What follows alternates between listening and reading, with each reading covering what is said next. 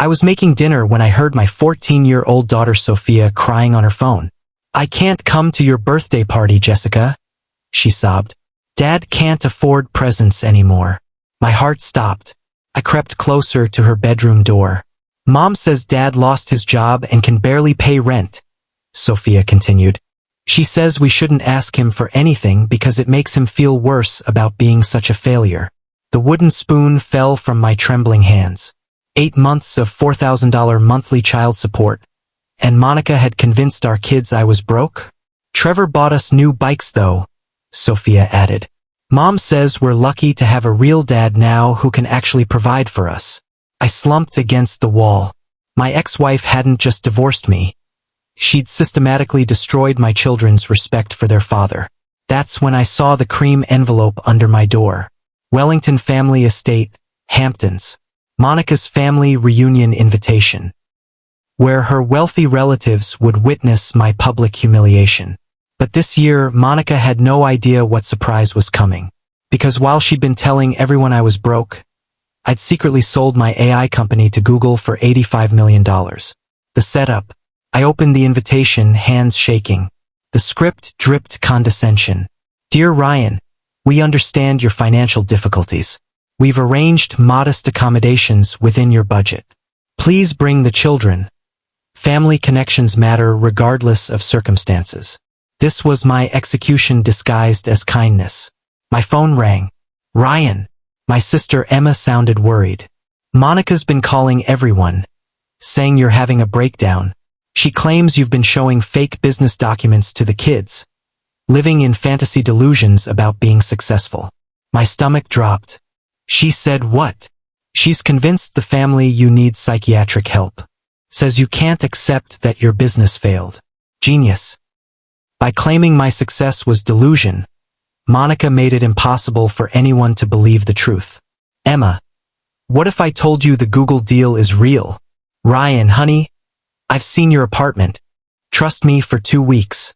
Come to that reunion." "Why?" "Because you're about to witness the most spectacular family gathering in Wellington history." After hanging up, I stared at my secret. Documents worth $85 million hidden behind my dresser. While Monica painted me as delusional, I'd been building revolutionary AI that Google desperately wanted. The reunion would change everything. The hidden truth. That night, I pulled out my locked filing cabinet. Inside, Google acquisition papers for Dataflow Solutions, my AI startup. For 8 months, I'd lived modestly, not from poverty, but because the $85 million deal required absolute secrecy. Any leaks could have killed it. While Monica told everyone I was a failure, I'd been creating revolutionary artificial intelligence for Google's cloud infrastructure. The irony was crushing. During our marriage, Monica hated my unrealistic entrepreneurial dreams. She wanted stability, steady paychecks, predictable futures. "When are you growing up and getting a real job?" she'd screamed during our last fight. "I can't live wondering if we'll pay the mortgage." She'd left me for Trevor, corporate success, BMW corner office. Everything safe. But she'd walked away from the biggest tech acquisition of the year. And since it happened after our divorce, she had zero legal claim. My phone buzzed. "Dad, can you pick me up early? Something's wrong." "Mason." I looked at the acquisition papers one more time. My 11-year-old son was about to learn his father wasn't the failure everyone thought. Time to start fighting back. The reunion was in 10 days. 10 days to expose the truth and protect my children from their mother's lies. The emergency. I found Mason crying on Monica's porch. The beautiful colonial Trevor's money had bought looked perfect from the outside. "What happened, buddy?" "Mom and Trevor were fighting about money," he sniffled. Trevor was yelling about expenses, saying he can't afford everything Mom wants. Interesting. Maybe Trevor's empire wasn't as solid as it appeared. "Mason, there's something I need to show you." At my apartment, I opened the filing cabinet. His eyes went wide seeing the Google papers. $85 million? Your mom doesn't know. And buddy, I think she's been lying about a lot of things. Before Mason could respond, my lawyer David called. "Ryan, emergency meeting. Now, it's about Monica." An hour later, David slid documents across his desk. Monica filed yesterday for emergency custody modification. Claims you're financially unstable and mentally unfit. Photos of my apartment, my car, my modest lifestyle. She'd been building a case for months. She's requesting relocation authorization to California. Trevor has business opportunities there. California? That's across the country. The hearing is 2 weeks after the reunion. She's using that weekend to gather witnesses about your instability. I showed David my bank statement. His eyes nearly popped. She has no idea. None. And she's about to make the biggest mistake of her life. The investigation.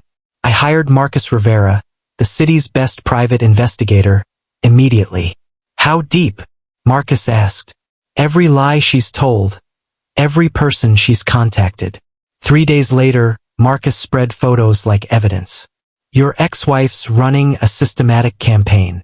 First photo, Monica at PTA meeting. She told parents you lost your job due to poor performance and depression. Second, Monica at Mason's baseball game. She's asking other parents for job leads because you can't afford team fees. Third, Monica lunching with my sister Emma. She told Emma you're having a mental breakdown, need intervention. Claims your business success stories are delusions. He played a recording. Ryan's lost touch with reality. He talks about some Google deal, but it's clearly fantasy. The kids are getting embarrassed. She's not just lying about my present. She's discrediting my future. Marcus pulled out adoption papers. Trevor's researching how to adopt stepchildren when the biological father is deemed unfit. They want to erase me completely and disappear to California where you can't fight. My phone rang. Sophia crying. Dad, kids at school are saying you're poor. Tommy Peterson's dad says you used to be successful, but now you're a loser. The lies were spreading everywhere. Sweetheart, in 1 week, everyone's going to know the truth. The children's pain. I picked up both kids immediately. When I arrived, Trevor answered with his usual smugness. Ryan, perfect timing. We need to discuss the children's future. What about it? Given your situation, Monica and I think I should formally adopt them. Provide stability. Sophia appeared behind him. Dad, Trevor says you can't take care of us anymore. He says if you really loved us, you'd want what's best. She continued, tears forming. I knelt down. Sweetheart, in 1 week at the reunion, you'll learn something that will surprise everyone. What? That your dad isn't who people think he is. That evening, both kids sat in my apartment looking devastated. Dad? Mason asked quietly. Are we really poor? Buddy, worth isn't measured by money. But no, we're not poor. Then why does everyone say we are? Because sometimes people lie when they want something. Sophia looked thoughtful. What do they want? They want you to forget who your real father is. We'd never forget you, Mason said fiercely. I know. And soon, everyone else will know exactly who I am. The reunion was in 6 days. 6 days to expose the truth and save my children from a life built on lies. The recording evidence. The next day, Sophia came over with determination in her eyes and her phone in hand. Dad, I've been recording Mom and Trevor. Recording them? I knew something was wrong when they said different things about you to different people. She pressed play. Monica's voice filled the room. Ryan's not actually broke, Trevor. I know him. He's probably hiding money somewhere. Trevor, doesn't matter. As long as we prove he's unstable, we get custody and move to California. Monica, I feel bad lying to the kids. Trevor, you're protecting them. They're better off thinking their father abandoned them than knowing he chose business over family. Sophia stopped the recording, tears flowing. They've been planning this for months. There's more, she said, scrolling. Second recording was worse. Trevor, once we adopt them and get to California, Ryan has no legal standing. Even if he visits, we'll claim the kids don't want to see him. Monica, what if they do? Trevor, kids forget. 6 months with new friends, new schools. They'll forget their old life completely. Dad, he wants us to forget you. Never happening, sweetheart. There's one more. Her final recording made my blood freeze. Trevor. The reunion's perfect. We'll drug Ryan's drink, make him look unstable. Monica's family sees he's unfit. Our custody case becomes ironclad. I stared at my daughter. They were planning to drug me? Dad, we have to stop them. We will. We absolutely will. The federal case. I called my lawyer, then the FBI immediately. Agent Sarah Chun met me that morning. Mr. Harris, what you've uncovered represents multiple federal crimes, she said, reviewing Sophia's recordings. Conspiracy, fraud, potential poisoning. What about my children's safety? We'll have agents at the reunion, but we need more evidence. We need Trevor to incriminate himself publicly. She showed me photos of Trevor with known criminals. These men specialize in insurance fraud. We think Trevor's planning something bigger than drugging you. Like what? Like making you disappear permanently. Agent Chun pulled out documents that stopped my heart. Trevor filed emergency guardianship papers for your children if something happens to both you and Monica. Both of us. He's planning your death and hers. She showed me insurance policies I'd never seen. $5 million on Monica with Trevor as beneficiary. Your children inherit your Google money if you die. So if Monica and I both die, Trevor gets millions plus custody? Exactly. Agent Chun handed me a recording device. We need you at that reunion. Get him talking. Make him think you're exposing his crimes. Desperate people confess. If he tries to kill me, we'll be watching. But this might be our only chance to stop him. My children were living with a man planning multiple murders. What do I do? Go to that reunion. Expose the truth. Let us handle the rest. Chapter 9, The Family Conspiracy. Marcus called with devastating news. Ryan, Trevor's not working alone. The entire Wellington family is involved. What do you mean? Monica's mother Patricia took out a $2 million life insurance policy on Monica. Guess who's making payments? Trevor. The whole family's broke. That estate, 6 months behind on mortgage payments, facing foreclosure. Marcus spread financial documents.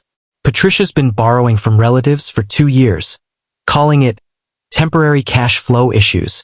So the reunion guests are creditors who don't know it? Worse, they think once Trevor adopts your kids, they'll access the children's trust funds and save the estate. My kids don't have trust funds. They will, according to your Google contract. Educational trusts activating if you die. The conspiracy hit me fully. They're planning to kill Monica and me, take my children, use insurance money plus inheritance to save their estate. Every single family member's involved. Marcus showed surveillance photos. Patricia meeting the same criminals Trevor hired. Uncle Gerald researching guardianship laws. They're all planning our murders. Family massacre disguised as a reunion. My phone buzzed. Ryan, can we talk? Something's wrong with Trevor. I'm scared. Monica. Too late for second thoughts now. The reunion was in 3 days. 3 days to expose a family of murderers. The sisters' discovery. Emma called frantically. Ryan, I hired my own investigator. You need to see this immediately. We met at her house where documents covered her dining table. The Wellingtons aren't just broke. They're killers. Patricia's been running insurance scams for years. Insurance scams? 3 family members died in accidents over 5 years. All with large payouts that saved family businesses. Emma showed death certificates. Monica's cousin Sarah died in a house fire right after Patricia borrowed money. Uncle Robert's car accident saved the restaurant. You think Patricia's been killing family for insurance money? I think Monica married into a murder ring that sees her as the next payday. Emma's final document froze my blood. Trevor's insurance application from last week. On your children. He insured my kids? $2 million each. If you, Monica, and the kids all die, Trevor inherits everything. He's planning to kill our entire family. Ryan, we can't let them go to that reunion. No, Emma. We have to. The FBI needs evidence. and this is our only chance. What if something goes wrong? Then you make sure Sophia and Mason know their father died protecting them. Emma gripped my hand. I'm terrified. Me too. But we're ending this. The reunion was tomorrow. Tomorrow, the Wellington family would learn what happens when you threaten my children. The final preparation. I spent the day setting up the most important press conference of my life. James, I told Tech Weekly's reporter, I need you at the Wellington estate tomorrow with full crews. What's the story? $85 million reveal, federal investigation, and the most dramatic family confrontation in history. I called 3 news stations, 2 financial networks, a documentary filmmaker. This is Ryan Harris, CEO of the company Google just acquired. I'm announcing a donation that will expose corporate fraud and family terrorism. By evening, 6 media outlets confirmed attendance. Marcus, I said during our final meeting, are FBI agents positioned? Throughout the estate. The moment Trevor admits anything criminal, they move. My children. Emma's bringing security. They'll be protected. I looked at my father's vintage Rolex. Tomorrow everyone would understand why I'd kept secrets so long. Marcus, my kids have lived in shame for 8 months. Tomorrow they get their father back. And Trevor. Tomorrow Trevor learns what happens when you threaten my family. I called the kids one last time. Ready for tomorrow? We've been ready our whole lives, Dad, Sophia said. Time everyone knew who you really are. The reunion was in 12 hours. 12 hours until the Wellington family discovered they'd underestimated the wrong man. The arrival. Saturday morning, I picked up the kids in my Honda, wearing clothes that screamed, struggling ex-husband. Dad, nervous? Mason asked. No, buddy. Excited. The Wellington estate was intimidating as always. Mansion, manicured gardens, luxury cars everywhere. Mercedes, BMWs, Audis. Symbols of success that once made me feel small. Not today. Patricia greeted us with fake sympathy.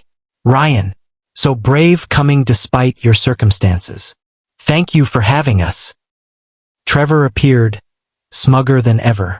Ryan, good seeing you. Job search going well. Relatives turned to watch my expected humiliation. Still plugging away, I said with feigned embarrassment. Persistence matters, Trevor announced loudly. Something will work out eventually. Monica approached, looking nervous and exhausted. Different from the confident woman she'd been during our marriage. Michael, thank you for coming. Where should we put our things? We arranged modest accommodations above the garage, Patricia said. Within your current means. Perfect. They wanted me in my place literally. That's fine. When should I expect my business associates? Trevor's smile flickered. Business associates? They arrive at 2 for the press conference. What press conference? I smiled. Where I make an announcement that will surprise everyone. Trevor's confidence wavered slightly. Time for the show to begin. The humiliation hour. For 2 hours I endured pure condescension. Monica's relatives offered pity, job leads, financial advice. Ryan, my company has entry-level positions, offered Uncle Gerald. Consider vocational retraining, suggested Cousin Jennifer. No shame in starting over, added Aunt Susan, pressing a career counselor's card into my hand. Trevor basked in being the successful replacement who'd rescued Monica and the children. Trevor's been amazing, Monica announced. He's given Sophia and Mason opportunities Ryan never could. Family takes care of family, Trevor replied magnanimously. The kids needed stability. Sophia and Mason watched their relatives treat their father like charity. I saw fury building in Sophia's eyes. At exactly 2 p.m., 3 black SUVs pulled into the driveway. Who could that be? Patricia wondered. Professional people emerged with camera equipment and news crews. Trevor went pale. Ryan, what's happening? My business associates, I announced loudly. For our press conference. Conversations stopped. All eyes on me. Ladies and gentlemen, I said, walking to center stage. I have an announcement. Emma appeared with documents, grinning. I'd like to introduce myself properly. My name is Ryan Harris, founder and CEO of Dataflow Solutions, the AI company Google acquired for $85 million. Patricia's wine glass shattered. Deafening silence. Then chaos. The explosion. Explosive reactions.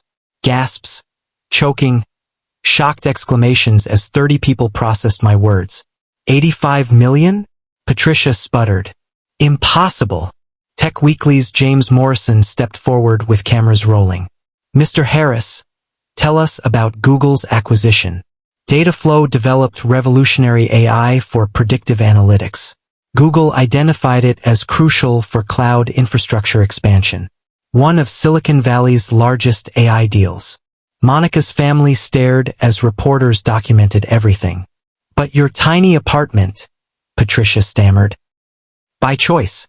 During negotiations, I maintained secrecy to protect an $85 million deal. Sophia grabbed the microphone. I want to say something, she announced. Sophia, honey, Monica started. No, Mom. My turn. Her voice rang clear. For 8 months, you told everyone Dad was a failure. You made Mason and me ashamed. Cameras captured every word. You told teachers he was unemployed. Made us lie to friends about money. But Dad was building something amazing while you were destroying him. She turned to Trevor. And you planned to adopt us, steal us from our real father. Mason stepped up.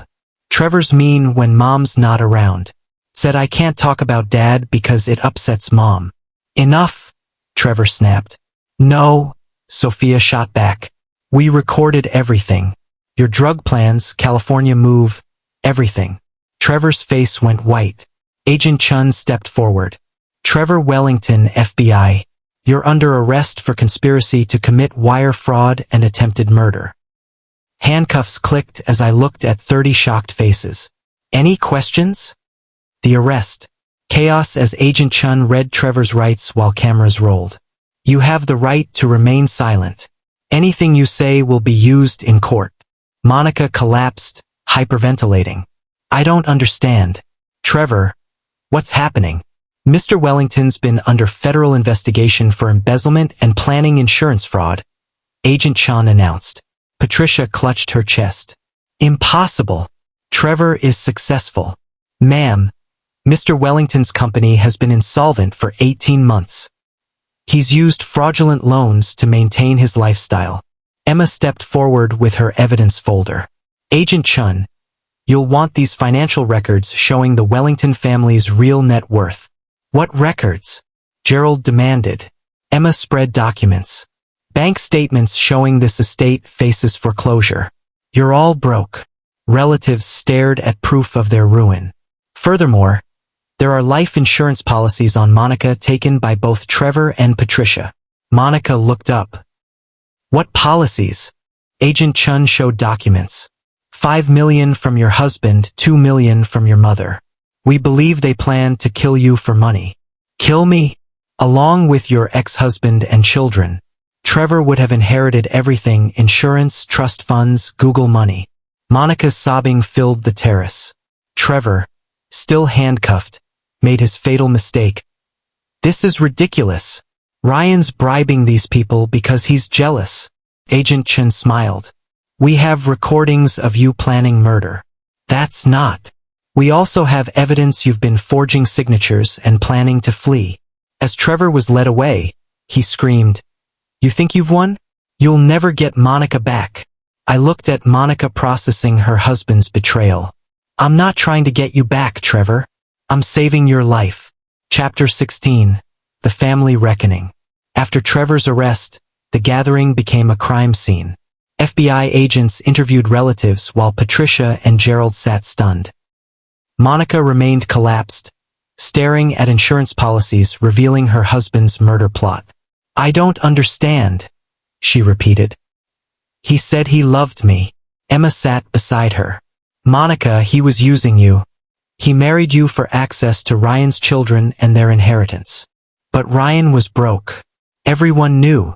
Everyone knew what you told them. I interrupted. Trevor convinced you I was delusional so you'd help steal my children. Monica looked up, tears streaming. Ryan, I'm so sorry. I believed. You believed what a sociopath wanted you to believe. Agent Chun approached. Mrs. Wellington, we need you for questioning about your knowledge of your husband's crimes. Monica looked terrified. Am I being arrested? Depends on what you knew. I surprised everyone. Agent Chun, Monica was a victim. She had no idea Trevor planned to kill her. Ryan, you don't have to, Monica started. You made terrible choices, I said. But you were manipulated by someone planning your murder. You're still my children's mother. Agent Chun nodded. We'll consider that. Sophia knelt by Monica. Mom, why did you lie about Dad? Monica's complete breakdown came. Because I was scared. When your father started his company, I was terrified we'd lose everything. I wanted security. Dad was secure, Mason said quietly. I know now. Trevor convinced me your father was delusional.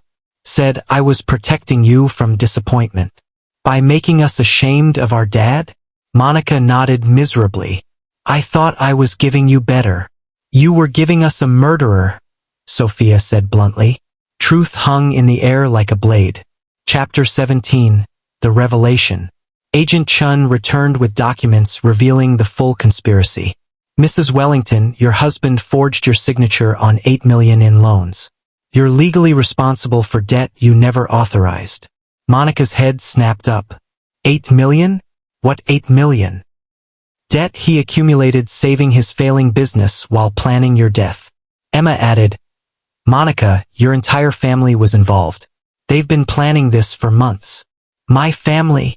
Agent Chun showed more documents. Your mother's been borrowing from relatives, promising repayment once your life insurance paid out. My mother was going to kill me? The entire family faced financial ruin. Your death would have solved everything. I watched Monica process that her husband and family had planned her murder. There's more, Agent Chun continued. Trevor insured your children as well. My children, Monica's voice barely whispered. If your entire family died in an accident, Trevor would have inherited millions. Sophia grabbed my hand. Dad, he was going to kill all of us? Not anymore, sweetheart. Never again. Monica looked at me with hollow eyes. Ryan, how did you know? Because I hired people to protect what matters most. Our children. I almost got them killed. You were manipulated by experts. But Monica, if you ever lie to my children again, if you ever endanger them, our agreement ends. What agreement? The one where I help you rebuild instead of letting you face this alone. Monica looked hopeful for the first time. You'd help me? After everything. For Sophia and Mason. They love you. And they deserve a mother who's alive and free. Chapter 18, The Media Storm. The afternoon became controlled chaos. News crews interviewed FBI agents while financial reporters documented the Wellington family's spectacular collapse. Mr. Harris? James Morrison asked. How does it feel going from presumed bankruptcy to revealing $85 million? Like justice, I said simply. What's next? I'm announcing a $10 million donation to help children of divorce. Kids shouldn't suffer because adults make bad choices. Cameras captured everything as I continued. I'm also establishing a foundation to help families targeted by financial predators like Trevor Wellington. Patricia Wellington was led away in handcuffs, her estate being seized.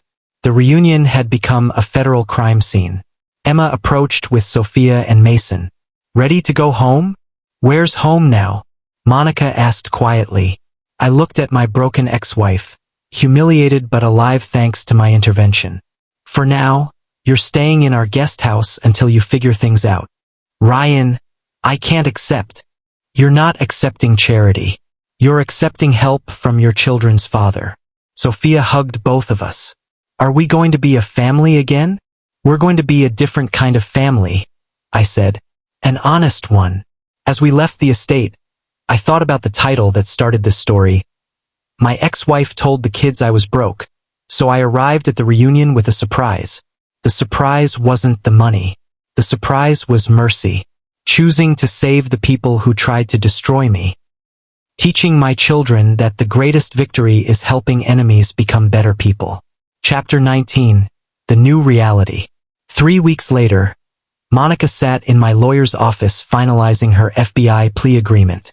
Mrs. Wellington, in exchange for full cooperation, you'll receive probation instead of prison, the prosecutor said. Monica had testified against Trevor, provided evidence of family conspiracy, helped FBI recover millions in stolen funds. Thank you, she whispered. David slid custody papers across the table. Ryan gets primary custody. You get supervised visitation until completing counseling. I understand. One more thing, I said. I'm paying Trevor's debts. All $8 million. Monica stared. Why? Because my children shouldn't grow up knowing their mother is bankrupt because she married a criminal. I don't deserve this. You're right. But Sophia and Mason deserve a mother who has a chance to rebuild. That evening, I sat with the kids in our real house. The 6-bedroom colonial I'd kept secret during custody battles. Dad, Mason said, kids at school ask if we're really rich now. What do you tell them? That we were always rich, Sophia said. Rich in love. Money's just extra. Good answer. Dad, Mason continued. Are you dating anyone? I laughed. Why? Mrs. Peterson asked if you're single. Says you're quite a catch now that everyone knows you're successful. What did you tell her? That you were always a catch. People just weren't smart enough to see it.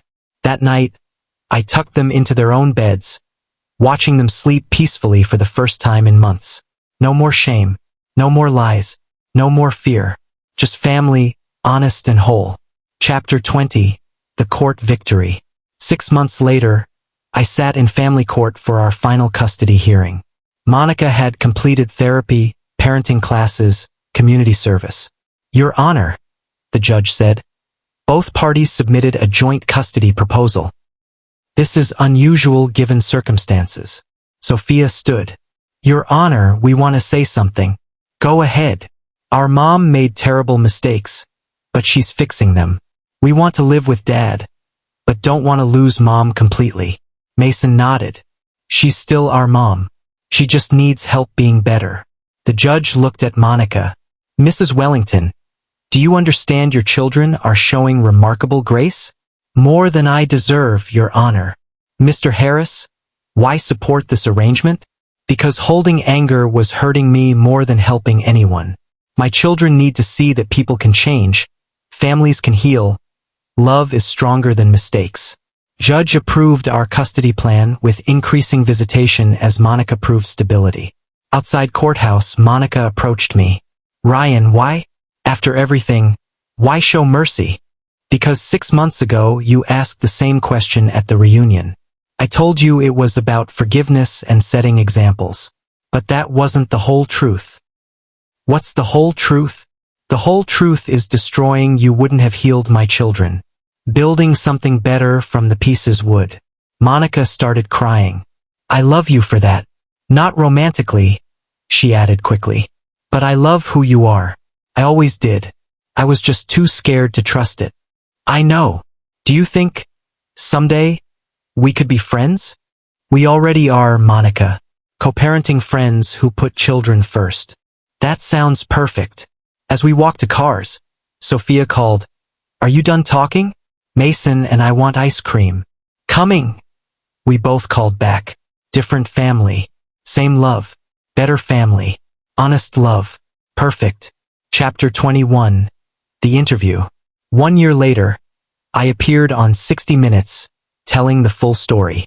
Mr. Harris, the interviewer asked, you went from scene failure to revealing 85 million. How did that feel? Vindicating. But not for reasons people think. What do you mean? Money was never the point. The point was proving to my children their father was worth loving, regardless of what anyone thought. They played reunion clips, Trevor's arrest, my revelation, Sophia's speech defending me. Your daughter was remarkable. Both children were. They'd been told their father was a failure, but loved me anyway. That's when I knew I'd already won the only battle that mattered. What happened to Trevor Wellington? 15 years federal prison for fraud, embezzlement, conspiracy to commit murder. Your ex-wife, Monica, completed therapy and community service. She's teaching high school English, living modestly but honestly. We co-parent successfully. Do you regret showing mercy? Never. My children needed to see what forgiveness looks like. They needed to understand love can coexist with boundaries. Families can break and heal and still be families. What's next? Being a father. The Harris Foundation has donated $20 million to children's charities. We help families targeted by financial predators. Advice for other parents in difficult divorces? Your worth as a parent isn't measured by your bank account. It's measured by love, consistency, commitment to putting children first. The interviewer smiled. Thank you for sharing. Thank you for giving voice to every underestimated parent. From lies to truth, from shame to pride, from broken to healed. The real victory. Chapter 22. The Foundation. 2 years post-reunion, I stood before packed auditorium announcing the Harris Foundation's latest initiative. Parental alienation destroys families, I told the crowd. Children shouldn't be weapons in adult battles. In the audience, Monica sat with Sophia and Mason. She was crying proud tears this time. Our foundation has helped 500 families recognize and combat financial manipulation disguised as love. I continued. We've provided legal aid to parents fighting fraudulent custody cases and counseling for children caught in the middle. After the speech, a young father approached. Mr. Harris, my ex-wife tells our kids I'm broke and can't provide. It's destroying my relationship with my children. What's the truth? I'm a teacher, not rich but stable. She married wealth and wants full custody. Document everything. Record conversations if legal. Hire a private investigator if possible. I can't afford much. The Harris Foundation can. Call tomorrow. I handed him a card. Every child deserves to know their father's real worth isn't measured in dollars. Later, our family, Monica, kids, Emma, and I had dinner together. Dad, Sophia said. My English teacher asked if you'd speak to her class about entrepreneurship. Your mom is your English teacher. I know, she asked. Monica smiled. I told them about a man who never gave up on dreams and never gave up on family, even when family gave up on him. What did they say? They wish they had a dad like that. Mason grinned. We told them they can't have him. He's ours. Forever and always. I agreed. That night, walking through my house, the real one my children always deserved, I felt complete peace. No more secrets. No more lies. No more shame. Just love, honest and true. The richest life possible. Chapter 23. The College Send-Off. 4 years later, I stood in Sophia's MIT dorm room, helping her unpack for freshman year. Dad, stop worrying. She laughed. I know how to do laundry. I know. I'm just proud. Of what? Of who you've become. You could have let anger and bitterness consume you. Instead, you chose strength and forgiveness. Sophia hugged me. I learned that from you. You learned it from yourself. Monica appeared with Mason, now 15 and taller than me. All settled? She asked. Almost. Sophia looked at all of us. I want to say something before you leave. What's that, sweetheart? Thank you for showing me families don't have to be perfect to be real. That love doesn't mean never fighting. It means always finding your way back to each other. Monica started crying. Sophia, Mom, you made mistakes. Big ones. But you fixed them. You showed me people can change if they really want to. She turned to me. And Dad, you showed me success isn't about proving others wrong. It's about proving yourself right. What are you studying? I asked. Journalism. I want to tell stories about families like ours. Families that got broken and found ways to heal. That evening, Monica and I sat on a bench outside Sophia's dorm while Mason explored campus. Can I tell you something? Monica said. Of course.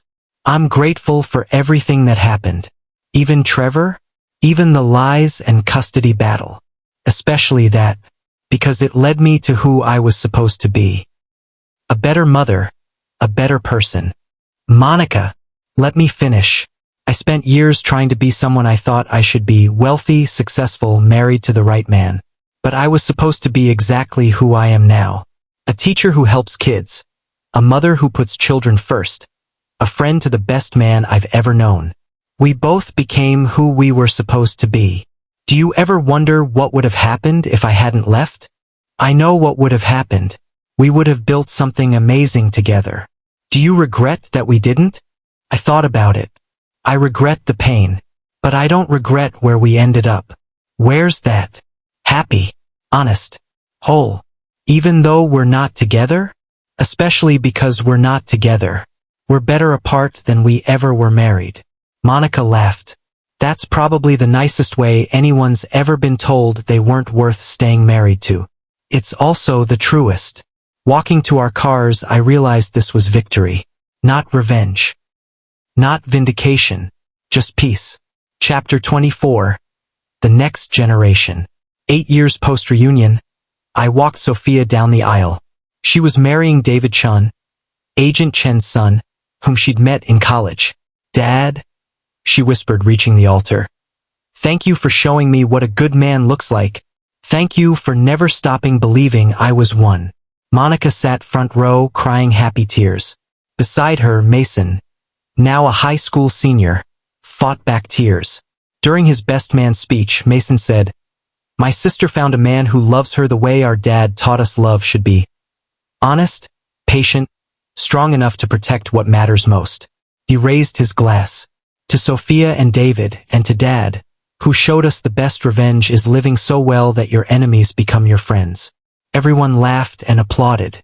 Later, during father-daughter dance, Sophia said, "Dad, I need to tell you something." "What's that?" "David and I want to name our first son Ryan." "Sweetheart, you don't have to." "We want to, because we want him knowing about his grandfather who chose love over anger, mercy over revenge, truth over pride." "What if it's a girl?" "Emma, after Aunt Emma, who stood by you when everyone doubted."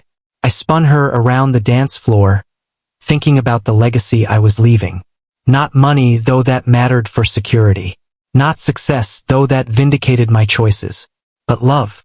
The kind that survives lies, betrayal, broken dreams. The kind that builds bridges instead of walls. The kind that heals instead of hurts. The kind that wins in the end, always. As the song ended, I looked around, Monica laughing with friends, Mason joking with David's family, Emma coordinating with the planner. All of us together, complicated and imperfect and real. All of us choosing love. The richest family in the world. Chapter 25, The Full Circle. 10 years post-reunion, I received an unexpected visitor at my office. Trevor Wellington, released early for good behavior. "Hello, Ryan," he said, standing in my doorway looking older and humbler.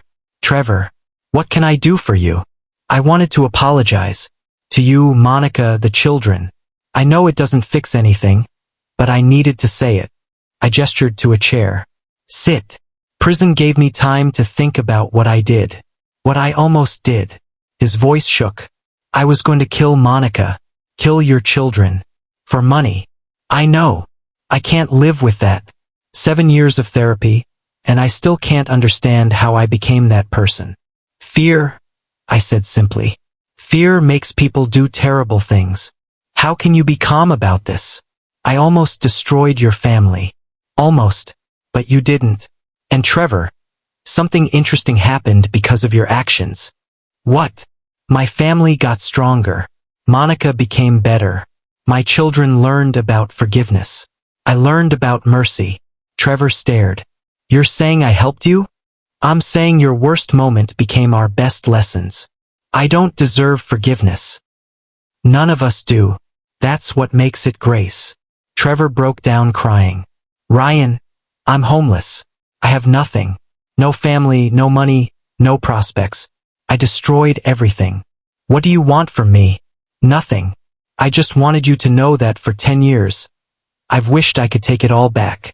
I made a decision that would have shocked the old me. Trevor, the Harris Foundation helps people rebuild after making terrible choices. If you're serious about change, we can help. Why would you do that? Because my children are watching how I treat you. Because mercy is a choice I make every day. And because everyone deserves a second chance to be better. 6 months later, Trevor worked as a counselor at a halfway house. Monica had remarried, a kind teacher who loved her exactly as she was. Sophia and David welcomed baby Ryan. Mason was heading to Stanford on full scholarship. And I sat in my study, looking at a photo of all of us at baby Ryan's christening. Trevor wasn't in the photo. He'd respectfully declined, but he'd sent a card. Thank you for showing me redemption is possible. I called Sophia. Dad? She answered.